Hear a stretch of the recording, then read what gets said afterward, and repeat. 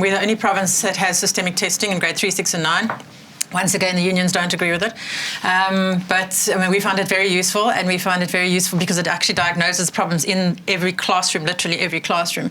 So it can be used by the principals at the school to then assist with programs to address those issues that are problematic. So that's one issue. Other things, of course, I mean, that it is true about issues of confidence and so on, and of teachers. And one of the things we've brought in the last few years in the Western Cape is called a Transform to Perform program, part of which is a change mindset and a growth mindset program. So we have change mindset for teachers because very often the teachers, particularly in poor communities, have this kind of attitude that, well, you're from a poor community, you're stupid, you can't go anywhere in life, and that's it, you know.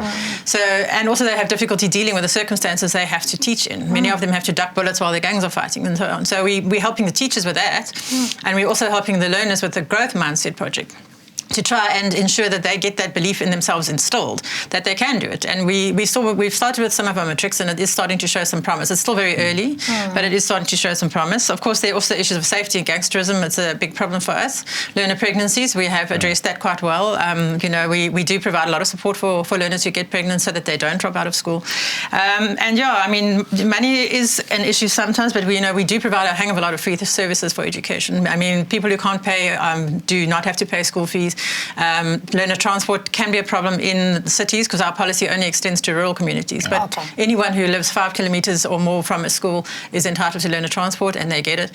So, I mean, very often it does boil down to parents just not taking responsibility. And I've just recently had a case where I've had, closed a school. It had 19 children in it with one teacher. That's not beneficial for anybody.